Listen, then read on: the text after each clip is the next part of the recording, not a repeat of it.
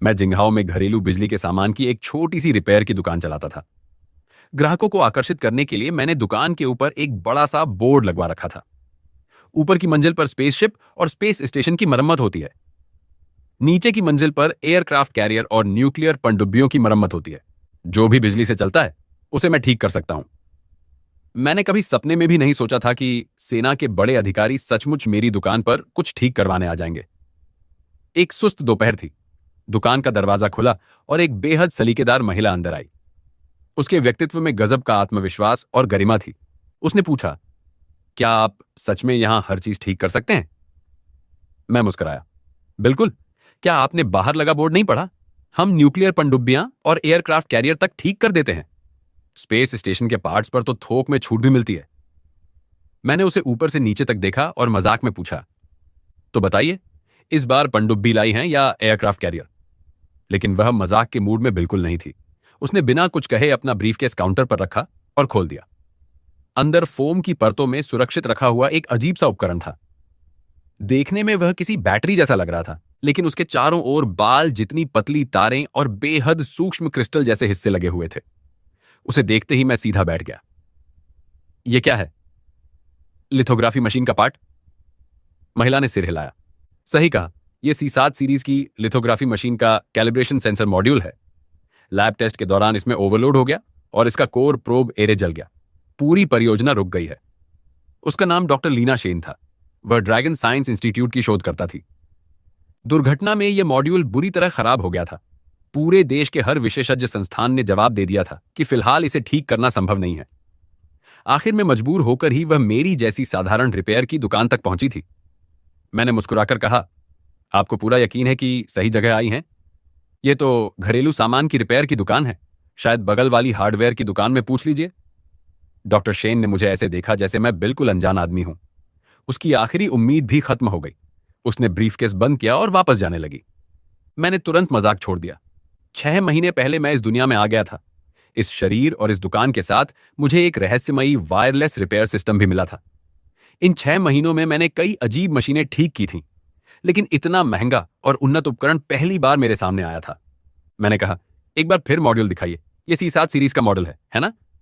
Doctor Shane वहीं रुक गई। आपको इसका मॉडल कैसे पता? मैंने आगे पूछा, इसकी अधिकतम इंपैक्ट टॉलरेंस कितनी है? ओवरलोड कितने नैनोसेकंड तक चला? प्रोब एरे के अलावा और कोई हिस्सा खराब हुआ? डॉक्टर शेन की सांसें थम गईं। एक घरेलू रिपेयर वाला ऐसे सवाल पूछ रहा था जो गोपनीय वैज्ञानिक जानकारी मानी जाती थी। उसने धीरे से जवाब दिया, अधिकतम लोड सामान्य शक्ति से 15 गुना था। ओवरलोड लगभग 3 से 5 नैनोसेकंड तक रहा। बाकी सभी सिस्टम की सेल्फ डायग्नोस्टिक रिपोर्ट सामान्य है। मैंने सिर हिलाया। ठीक हो जाएगा, लेकिन सस्ता नहीं पड़ेगा। उसने बिना झिझक कहा, पैसों की चिंता मत कीजिए, बस इसे ठीक कर दीजिए। मैंने 5 उंगलियां दिखाईं। 500? वह एक पल के लिए चुप रह गई। उसे लगा शायद मैं 5 लाख या 50 लाख की बात कर रहा हूं। मैंने कहा, सिर्फ 500 रुपए। बिजली ज्यादा लगेगी इसलिए इससे कम नहीं होगा। वह पूरी तरह हैरान रह गई। उसने तुरंत मोबाइल निकाला और 500 रुपए ट्रांसफर कर दिए। पेमेंट की आवाज आई। मैंने आराम से एंटी स्टैटिक दस्ताने पहने, साफ कपड़ा बिछाया और मॉड्यूल बाहर निकालकर रख दिया। उसी समय मेरी आंखों के सामने सिस्टम का इंटरफेस दिखाई दिया।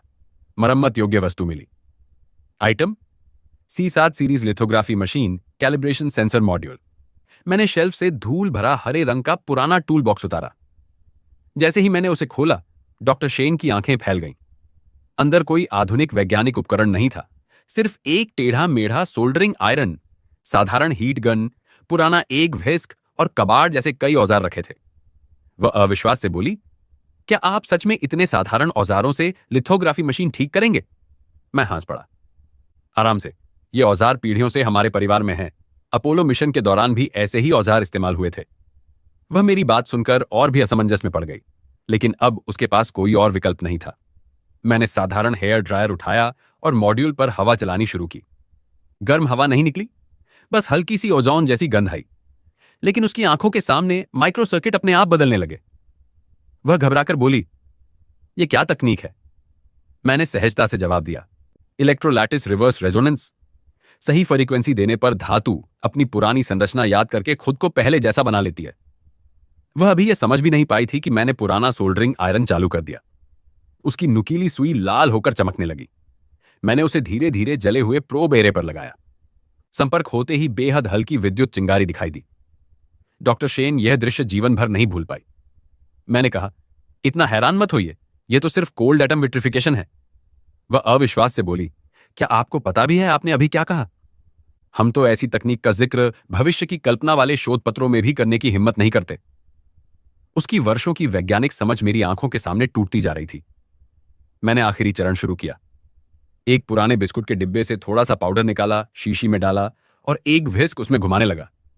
वह फिर चौंक गई। ये अल्ट्रासोनिक एटोमाइज्ड सस्पेंशन? मैं मुस्कुराया। अच्छा है, कम से कम इतना तो पहचान लिया। फिर मैंने सोल्डरिंग आयरन उठाया, विशेष लेंस से देखते हुए डॉक्टर शेन ने देखा कि जले हुए माइक्रो सर्किट तेजी से खुद ब खुद दोबारा बन रहे थे। कुछ ही मिनटों बाद मैंने गहरी सांस ली। हो गया। वैसे मानना पड़ेगा, इसकी टॉलरेंस वाकई बहुत सख्त थी। वह अविश्वास से बोली, आधे घंटे से भी कम समय में आपने इसे ठीक कर दिया? मैंने कंधे उचकाए। यकीन नहीं है तो खुद जांच लीजिए। काम करते करते मैंने इसकी प्रिसीजन भी थोड़ा बढ़ा दी है, उसके अलग पैसे लगेंगे। उसकी आंखें फिर चौड़ी हो गईं। मैंने 3 उंगलियां दिखाईं। वह फिर उलझ गई। 30,000 या 3 लाख? मैंने सिर हिलाया। नहीं, सिर्फ 300 रुपए। वह बिल्कुल निरुत्तर हो गई। धीरे से बोली, अगर आप करोड़ों भी मांगते तो मैं किसी न किसी तरह इंतजाम कर देती। मैंने हंसते हुए कहा, कुल 800 रुपये हुए, इससे 1 रुपया भी कम नहीं होगा। फिर मुझे कुछ याद आया। हाँ, एक बात और। काम करते करते मैंने आपके मॉड्यूल की रेजोनेंस फ्रीक्वेंसी भी 1% बढ़ा दी। पुराना डिजाइन थोड़ा कमजोर लगा, इसीलिए सुधार दिया। डॉक्टर शेन ने गहरी सांस ली। एक वैज्ञानिक होने के नाते वह अच्छी तरह जानती थी कि केवल 1% की यह बढ़ोतरी कितनी अनमोल थी। कुछ देर चुप रहने के बाद उसने पूछा, क्या मैं आपका संपर्क नंबर ले सकती हूं? मैंने तुरंत जवाब दिया, क्यों?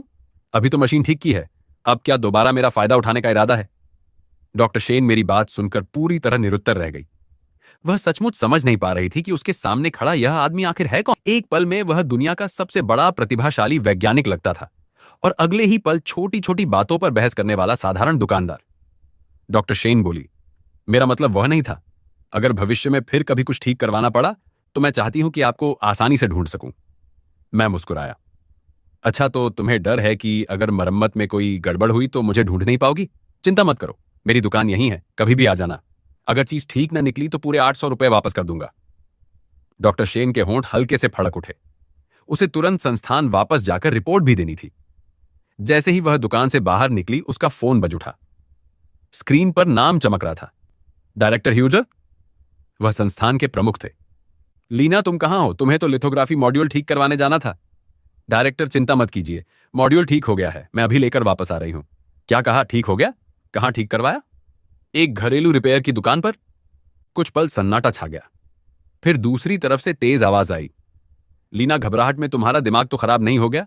ये कोई टीवी नहीं, लिथोग्राफी मशीन का मॉड्यूल है। मैं सच कह रही हूं, इसका कोर, सेंसर, एरे, माइक्रोन स्तर की सर्किटरी, सब कुछ पूरी तरह ठीक हो गया है। इतना ही नहीं, इसकी प्रिसीजन भी 1% बढ़ गई है। फोन के दूसरी तरफ काफी देर तक कोई आवाज नहीं आई।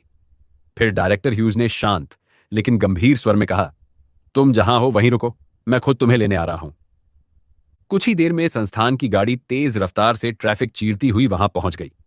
पूरे रास्ते डायरेक्टर ह्यूज का चेहरा पत्थर की तरह कठोर बना रहा। उनकी गोद में रखा ब्रीफकेस कसकर पकड़ा हुआ था। उनके दिमाग में बार बार मेरी दुकान, मेरा बेफिक्र चेहरा और कबाड़ जैसे औजार घूम रहे थे। उन्हें लग रहा था शायद यह सब कोई अजीब सपना है। जब वे संस्थान पहुंचे तब तक लगभग हर परियोजना की टीम वहां इकट्ठा हो चुकी थी। जैसे ही गाड़ी रुकी, सब लोग दौड़ पड़े। लीना, मॉड्यूल ठीक हुआ? जल्दी दिखाइए। पूरा प्रोजेक्ट इसी का इंतजार कर रहा था। डॉक्टर शेन ने धीरे से कहा, शायद ठीक हो गया है। शायद मतलब? इतनी जल्दी कहां ठीक करवाया? हमारे अपने विशेषज्ञों ने कहा था कि इसमें महीनों लगेंगे और तुम सिर्फ कुछ घंटों में इसे ठीक करवा लाई। डॉक्टर शेन ने संकोच से कहा, एक घरेलू रिपेयर की दुकान पर। पूरा हॉल एक साथ स्तब्ध रह गया।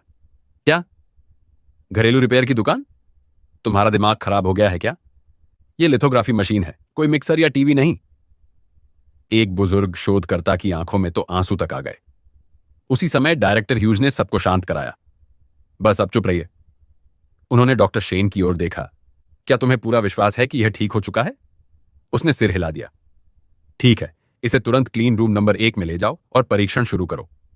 अगर यह सचमुच ठीक हुआ तो तुम्हें बड़ा श्रेय मिलेगा, लेकिन अगर नहीं हुआ, उन्होंने गंभीर स्वर में कहा, तो कोर्ट मार्शल जैसी कार्रवाई के लिए तैयार रहना। अब सबकी आखिरी उम्मीद उसी अजीब रिपेयर वाले पर टिकी हुई थी। क्लीन रूम नंबर 1 में विशेषज्ञों की टीम ने सुरक्षा पोशाक पहनकर मॉड्यूल बाहर निकाला। जैसे ही उन्होंने मरम्मत किए गए हिस्से को देखा, सभी हैरान रह गए। हे भगवान, यह कैसी वेल्डिंग तकनीक है? मरम्मत की गई सर्किटरी तो अद्भुत दिख रही है। एक वैज्ञानिक बोला, लीना, कहीं तुम किसी गुप्त विशेषज्ञ को तो नहीं ढूंढ लाई? दूसरे ने सिर हिलाया, नहीं, फैक्ट्री में भी इतनी परफेक्ट फिनिश नहीं मिलती। यह तो मूल पार्ट से भी बेहतर है। ऐसा लगता ही नहीं कि इसे कभी नुकसान हुआ था। कुछ ही मिनटों में पूरा कमरा फुसफुसाहटों से भर गया। तभी एक वैज्ञानिक अचानक रुक गया। 1 मिनट, कुछ गड़बड़ है। इस सामग्री का तुरंत विश्लेषण करो। हमारे डेटाबेस में ऐसा पदार्थ मौजूद ही नहीं है। मटेरियल विभाग ने तुरंत सभी उपकरण चालू कर दिए। पूरे मरम्मत किए गए हिस्से की बारीकी से जांच होने लगी। कुछ देर बाद रिपोर्ट आई, डायरेक्टर, हमारे डेटाबेस में इस सामग्री से मेल खाता कोई रिकॉर्ड नहीं मिला। क्या डेटाबेस में भी नहीं? क्या 2026 में भी दुनिया में ऐसी सामग्री हो सकती है जिसे अभी तक किसी ने दर्ज ही नहीं किया? डायरेक्टर ह्यूज की आवाज में अब उत्साह साफ सुनाई दे रहा था। तुरंत पावर ऑन करो और पूरा परीक्षण शुरू करो। कुछ ही सेकंड बाद स्क्रीन पर रिपोर्ट आने लगी। पावर सिस्टम सामान्य, आंतरिक लॉजिक यूनिट सामान्य, सभी ऑपरेशन सफल।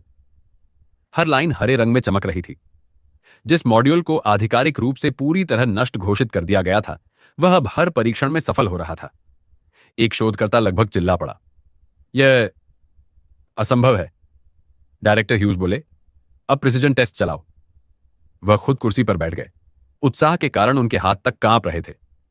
कुछ क्षण बाद एक शोधकर्ता घबराकर बोला, डायरेक्टर, परिणाम कुछ अलग हैं। डॉक्टर शेन का दिल धड़क उठा।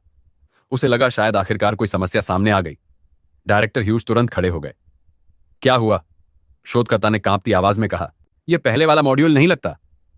इसकी प्रिसिजन हमारे पुराने मानक से पूरे 1% अधिक है। मौजूदा वैश्विक तकनीक भी अब भी इस स्तर तक नहीं पहुंची है। 1%। यह सुनते ही डायरेक्टर ह्यूज जैसे बिजली का झटका खाकर वहीं गिर पड़े। कमरे में खुशी की लहर दौड़ गई। सब लोग स्क्रीन पर लगातार आते आंकड़े देखने लगे। डॉक्टर शेन अब भी स्तब्ध खड़ी थी। उसने धीरे से पूछा, तो इसका मतलब मॉड्यूल सचमुच ठीक हो गया? एक वरिष्ठ वैज्ञानिक हंस पड़ा। ठीक? सिर्फ ठीक नहीं हुआ, यह तो एक ऐतिहासिक सफलता है। तुमने बहुत बड़ा योगदान दिया है। डॉक्टर शेन ने खुद की ओर इशारा किया। मैंने? कुछ ही मिनट पहले जिस पर कोर्ट मार्शल की बात हो रही थी, अब उसी की प्रशंसा हो रही थी। डायरेक्टर ह्यूज मुस्कुराए। लीना, इस महत्वपूर्ण तकनीकी उपलब्धि के सम्मान में तुम्हें आज से टीम लीड नियुक्त किया जाता है। उसे अपने कानों पर विश्वास नहीं हुआ। संस्थान में नौकरी मिलना ही उसके लिए सबसे बड़ी उपलब्धि थी। टीम लीड बनना तो उसने कभी सोचा भी नहीं था। क्या यह सब सिर्फ उस मॉड्यूल की वजह से हुआ? क्या डायरेक्टर अब सचमुच उस रहस्यमय रिपेयर वाले की हर बात पर विश्वास करने लगे थे? तभी बाकी शोधकर्ताओं ने उसे घेर लिया। सच सच बताओ, इतने सारे संस्थान इसे ठीक नहीं कर पाए। तुम आखिर कहां गई थी? किसी सैन्य ठेकेदार के पास या किसी गुप्त सरकारी प्रयोगशाला में? डॉक्टर शेन ने सिर हिलाया। मैं सच कह रही हूं। मैं एक छोटी सी रिपेयर की दुकान पर गई थी। वही दुकान जहां टीवी और घरेलू सामान ठीक किए जाते हैं। सब लोग अविश्वास से उसे देखने लगे।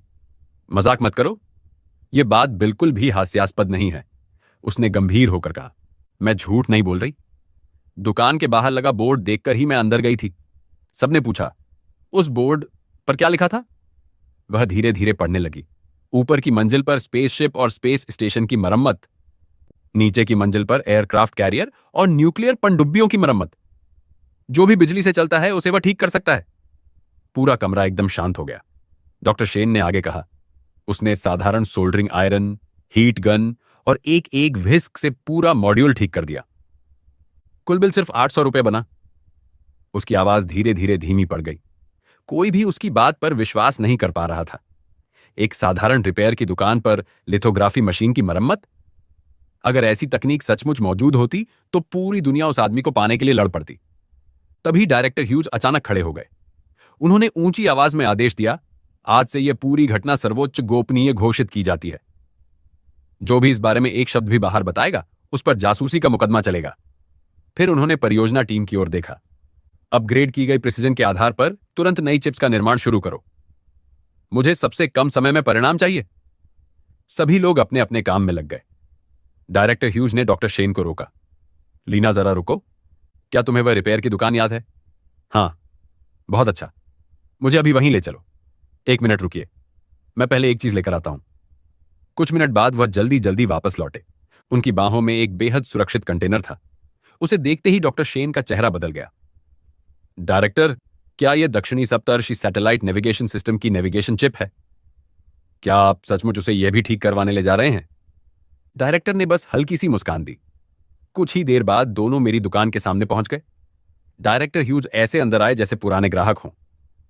मैंने उन्हें देखते ही मुस्कुराकर कहा, अरे, इतनी जल्दी फिर आ गए? इस बार अपने साथ एक और ग्राहक भी ले आए?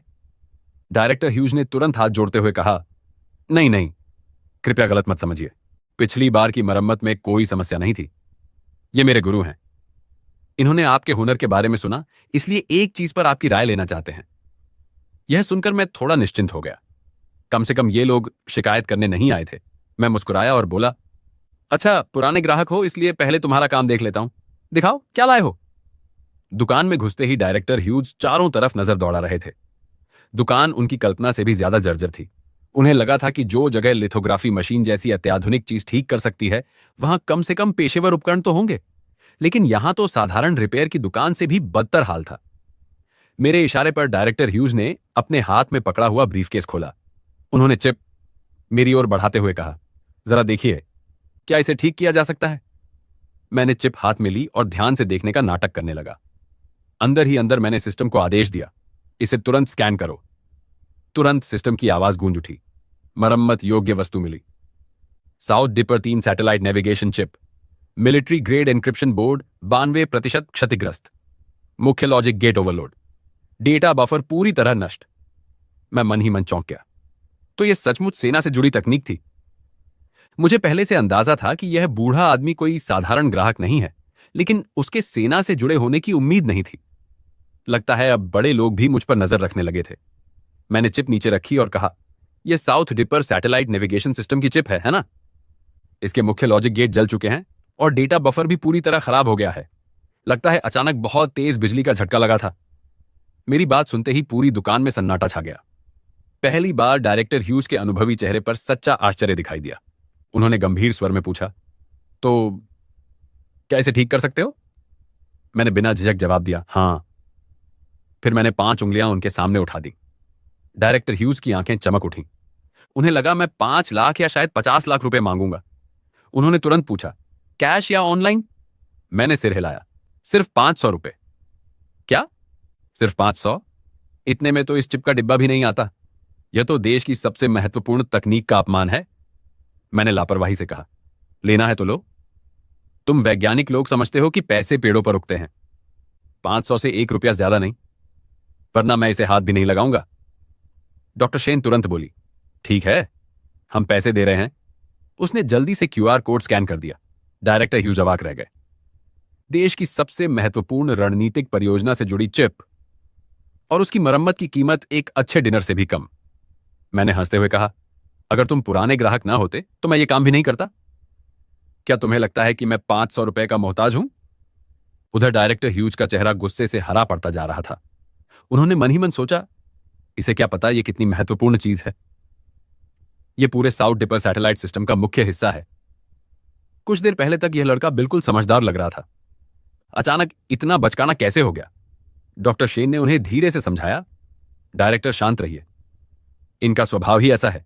मैंने उनकी बात पर कोई ध्यान नहीं दिया। मैंने कोने से एक छोटा टूल बॉक्स निकाला। जैसे ही वह खुला, डायरेक्टर ह्यूज का दिल बैठ गया। अंदर एक पुरानी डेंटल ड्रिल, बाल घुमाने वाला कर्लिंग आयरन और हाथ से चलने वाली कॉफी ग्राइंडर जैसी मशीन रखी थी। पूरा सामान कबाड़ जैसा दिख रहा था। उन्होंने कांपते हुए पूछा, क्या आप सचमुच इस चिप को इन चीजों से ठीक करेंगे? मैं तुरंत नाराज हो गया।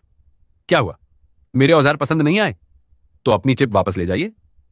मेरी छोटी सी दुकान बड़े लोगों के लिए नहीं बनी। मैंने औजार मेज पर पटक दिए और कुर्सी पर बैठ गया। डॉक्टर शेन जल्दी से बीच में आई, नहीं नहीं, हम यही ठीक करवाएंगे, पैसे भी दे चुके हैं। काफी समझाने के बाद डायरेक्टर ह्यूज शांत हुए। मैंने उनकी ओर देखा, फिर कर्लिंग आयरन उठाकर उसकी प्लेटें चिप पर लगा दी। इस बार डॉक्टर शेन बिना कहे ही मेरा विशेष मैग्नीफाइंग लेंस उठा लाई। वह अब जल्दी सीखने लगी थी। दोनों ने लेंस से देखा। उनकी आंखों के सामने ऐसा दृश्य था जिस पर विश्वास करना असंभव था। चिप की सूक्ष्म संरचना खुद ब खुद बदलने लगी। डायरेक्टर ह्यूज घबराकर बोले, यह कैसी तकनीक है? क्या तुम चिप के बाल घुमा रहे हो? उनके पूरे शरीर में सिहरन दौड़ गई। उन्हें लगा उनका पूरा वैज्ञानिक जीवन व्यर्थ हो गया। अगर हेयर कलर से चिप ठीक हो सकती है तो इतने वर्षों की पढ़ाई का क्या मतलब था? उन्होंने डॉक्टर शेन से पूछा, लीना, क्या इसने लिथोग्राफी मशीन भी इसी तरह ठीक की थी? ये तो किसी छोटे बच्चे के खिलौने से खेलने जैसा लग रहा है। डॉक्टर शेन ने धीरे से कहा, डायरेक्टर, वह पाउडर देख रहे हैं? उस तकनीक को अल्ट्रासोनिक एटोमाइज्ड सस्पेंशन कहते हैं। डायरेक्टर ह्यूज हैरान रह गए। यह क्या होता है? क्या इसका जिक्र किसी किताब में भी है? मैंने उनकी बात अनसुनी कर दी। डेंटल ड्रिल को पाउडर में डुबोकर चिप के क्षतिग्रस्त हिस्सों पर काम शुरू कर दिया। यह प्रक्रिया लिथोग्राफी मॉड्यूल जैसी ही थी, बस इस बार इस्तेमाल होने वाली सामग्री अलग थी। सुई की नोक से बेहद हल्की विद्युत चिंगारियां निकल रही थीं। वे एक एक करके टूटे हुए सर्किट को जोड़ती जा रही थीं। कुछ देर बाद मैंने हाथ झाड़ते हुए कहा, हो गया? दोनों अविश्वास से मुझे देखने लगे। डायरेक्टर ह्यूज बोले, यह पूरे साउथ डिपर सिस्टम की मुख्य नेविगेशन चिप है। और तुमने इसे इतनी जल्दी ठीक कर दिया? मैं मुस्कुराया। तो क्या चाहते थे? फीता कटवाता या भाषण भी देता? डायरेक्टर ह्यूज मुझे घूरते रह गए। मेरे पास हुनर था, लेकिन जुबान किसी जहरीले तीर से कम नहीं थी। मैंने लापरवाही से सारे औजार वापस डिब्बे में फेंक दिए, जैसे किसी चावल कुकर की खराब लाइट ठीक की हो। यह देखकर डायरेक्टर ह्यूज को लगा कि शायद वे सपना देख रहे हैं। उनका चेहरा लाल पड़ गया, सांसें तेज हो गईं। डॉक्टर शेन घबरा गई। डायरेक्टर, आप ठीक तो हैं? मैंने भी कहा, अरे अभी आपकी चीज ठीक की है, यहीं मत गिर जाइए, मुझे अभी दुकान भी चलानी है। उन्होंने किसी तरह खुद को संभाला। मैं ठीक हूं। डॉक्टर शेन मुस्कुराई। डायरेक्टर, आपको इसकी आदत डालनी पड़ेगी। यह हमेशा ऐसे ही काम करते हैं। डायरेक्टर ह्यूज ने भारी सांस लेते हुए कहा, लीना, हमारे संस्थान के सैकड़ों विशेषज्ञ वर्षों से जिस समस्या पर लगे थे, इस आदमी ने उसे डेंटल ड्रिल और हेयर कलर से हल कर दिया। मैंने उनकी बात काट दी। बूढ़े साहब, आपकी चिप तो ठीक कर दी। वैसे आपका जंप एल्गोरिथम थोड़ा कमजोर था, मैंने उसे भी सुधार दिया। बेस लेयर का लैटिस काउंट भी कम था, उसकी व्यवस्था भी ठीक कर दी। काम करते करते हो गया, कोई बड़ी बात नहीं थी। यह सुनते ही डायरेक्टर ह्यूज के चेहरे का रंग फिर उड़ गया। वैक्यूम चेंबर का दबाव पूरी तरह स्थिर था और तय स्तर पर बना हुआ था। एक के बाद एक रिपोर्ट आती जा रही थी। हर वैज्ञानिक की आवाज में तनाव साफ झलक रहा था। मुख्य अभियंता हॉल्ट विशाल स्क्रीन पर नजरें गड़ाए खड़े थे। हेडसेट के जरिए लगातार अपडेट उनके कानों तक पहुंच रहे थे। सिर्फ 1% की बढ़ोतरी, वह सपना जिसे वे हमेशा असंभव मानते आए थे, अब सच साबित होने वाला था। अगर यह सफल हो गया तो लिथोग्राफी तकनीक में उनका देश दुनिया के सभी देशों को पीछे छोड़ देगा, और वह भी मामूली अंतर से नहीं। लेकिन सबसे अविश्वसनीय बात यह थी कि यह सब एक सड़क किनारे की छोटी सी रिपेयर की दुकान से शुरू हुआ था। यह बात अब भी किसी को हजम नहीं हो रही थी। तभी रेडियो पर अंतिम आदेश गूंजा, एक्सपोजर प्रक्रिया शुरू करो। अगले ही पल लिथोग्राफी मशीन की गूंज पूरे कमरे में फैल गई।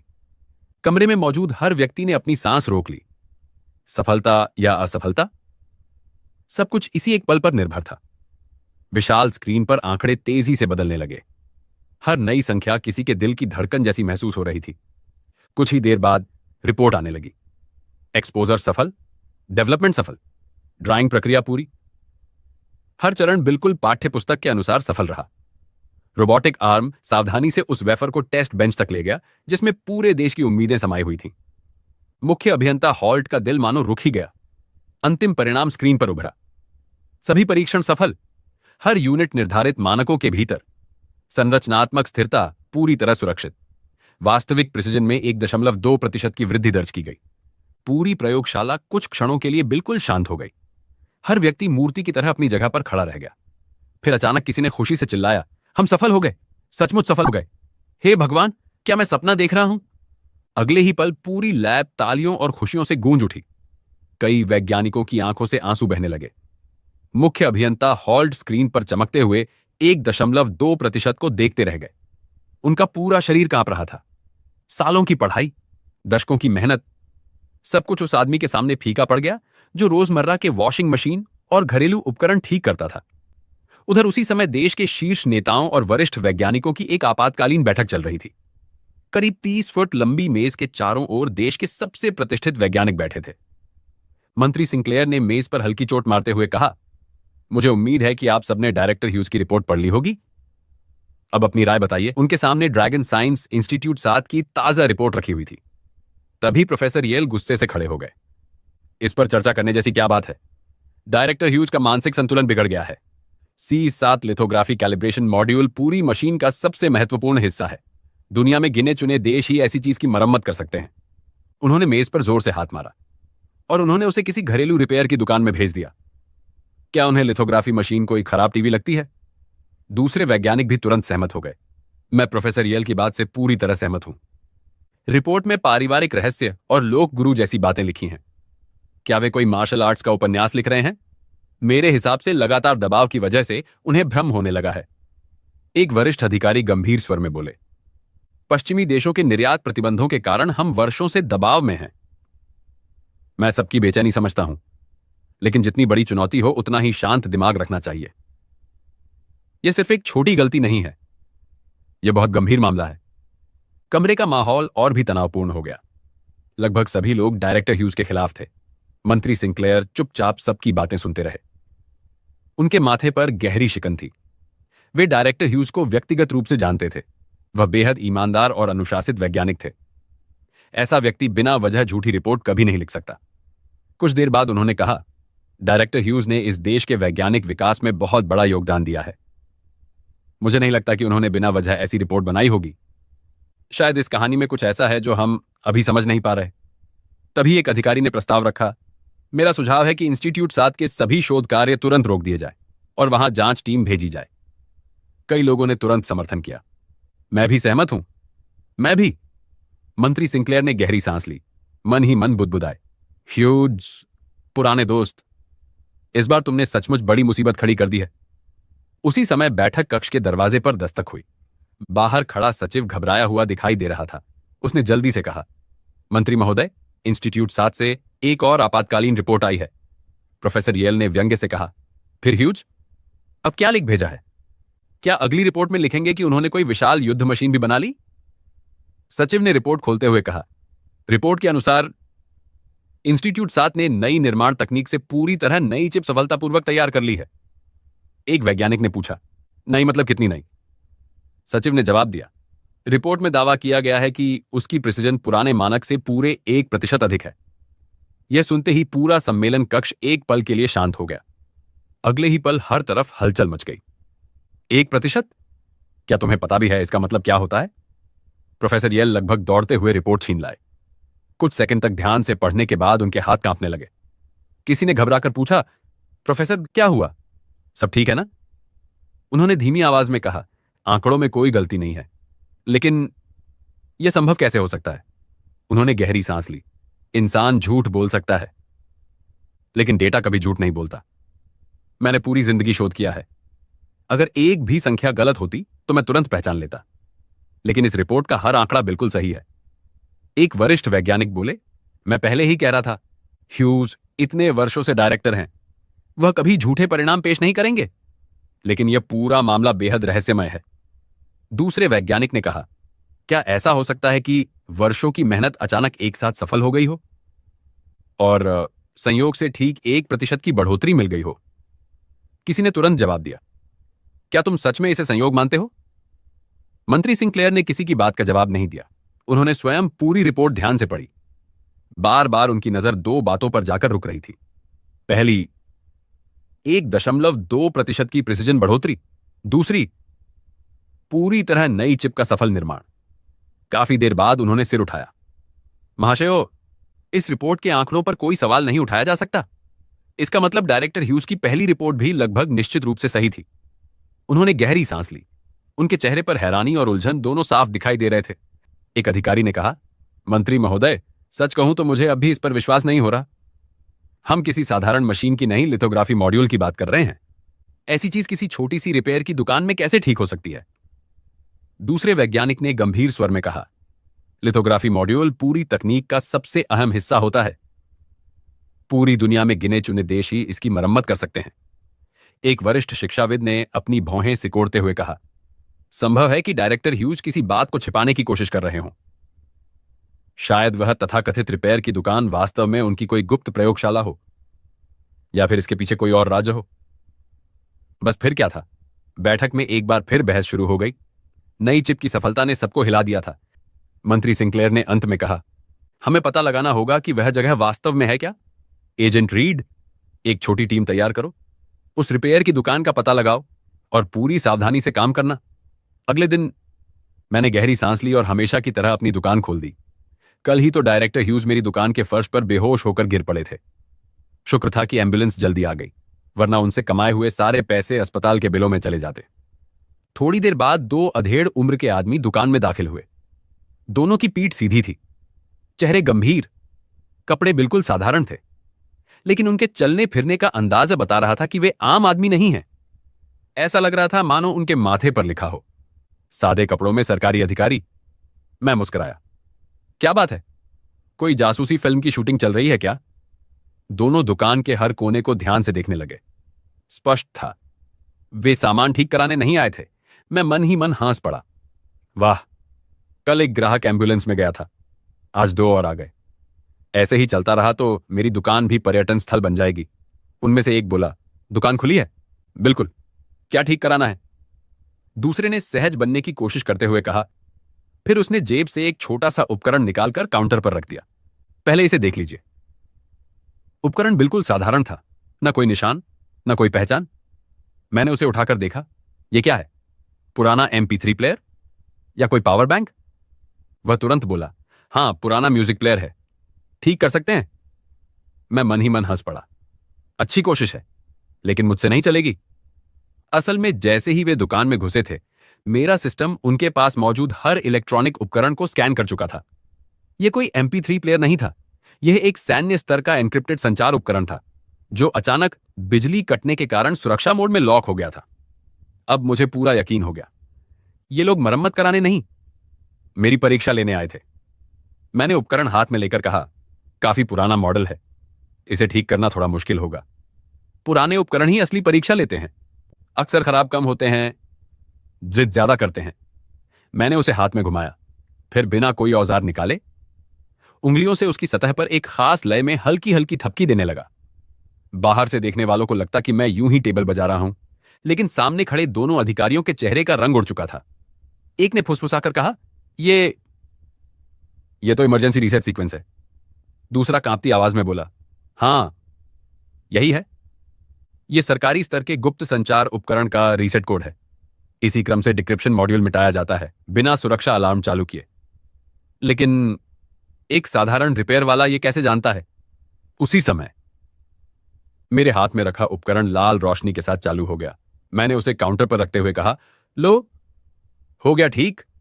मैंने पहले ही कहा था, इसे बस थोड़ा प्यार से समझाने की जरूरत थी। फिर मैंने 2 उंगलियां उठाई। $20। दोनों अधिकारी स्तब्ध रह गए। एक ने घबराकर पूछा, आपको कैसे पता चला? मैं मुस्कुराया, अरे, पहले भी तो बताया था, पारिवारिक रहस्य। मेरे दादाजी इसी तरीके से ट्रैक्टर की जिद भी ठीक कर देते थे। फिर मैं हंसते हुए बोला, वैसे इसे MP3 प्लेयर बताकर लाए थे। यह तो ठीक बात नहीं हुई। अगर मैं सचमुच इसे म्यूजिक प्लेयर समझकर खोल देता तो नुकसान की भरपाई कौन करता? दोनों के शरीर में जैसे बिजली दौड़ गई। वे समझ चुके थे कि जिस आदमी को वे परखने आए थे, उसने उन्हें दुकान में घुसते ही पहचान लिया था। दोनों के चेहरे पसीने से भीग चुके थे। मैंने अधीर होकर कहा, चलो, अब ज्यादा समय मत खराब करो, $20 ट्रांसफर करो और पैसे देने से बचने की कोशिश मत करना। दुकान में कैमरे लगे हैं। दोनों ने तुरंत मोबाइल निकाले, बिना एक शब्द बोले भुगतान कर दिया। मैंने भुगतान की पुष्टि देखी और कहा, बस, अब जाओ। दोनों उपकरण उठाकर ऐसे भागे मानो पीछे कोई उनका पीछा कर रहा हो। मैं मुस्कुराया, मुझसे चालाकी करने आए थे। दुकान से थोड़ी दूर पहुंचते ही दोनों कार में बैठे और गहरी सांस लेने लगे। उन्होंने तुरंत मंत्री सिंक्लेयर को फोन मिलाया। सर, हम पहुंच गए थे। मंत्री ने पूछा, दुकान सचमुच मौजूद है? जी सर, दुकान असली है, लेकिन उसका मालिक हमारी कल्पना से कहीं ज्यादा रहस्यमयी है। हम अंदर गए और उसने तुरंत समझ लिया कि हम उसकी परीक्षा लेने आए हैं। इतना ही नहीं, वह उस उपकरण का सैन्य एन्क्रिप्शन रीसेट भी जानता था। मंत्री कुछ पल चुप रहे, फिर बोले, क्या कह रहे हो तुम? वह तो हमारे सबसे गोपनीय उपकरणों में से एक है। उसकी जानकारी तो चुनिंदा लोगों के पास ही होती है।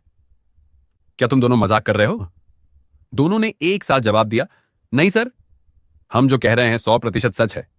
फोन पर सब समझाना मुश्किल है। वह आदमी साधारण इंसान नहीं है। मंत्री ने गहरी सांस ली। ठीक है। उधर अस्पताल में तेज एंटीसेप्टिक की गंध पूरे कमरे में फैली हुई थी। हार्ट मॉनिटर की नियमित बीप सुनाई दे रही थी। तभी डायरेक्टर ह्यूज की आंख खुली। उन्होंने सबसे पहला सवाल पूछा, चिप कहां है? हमारी चिप सुरक्षित है ना?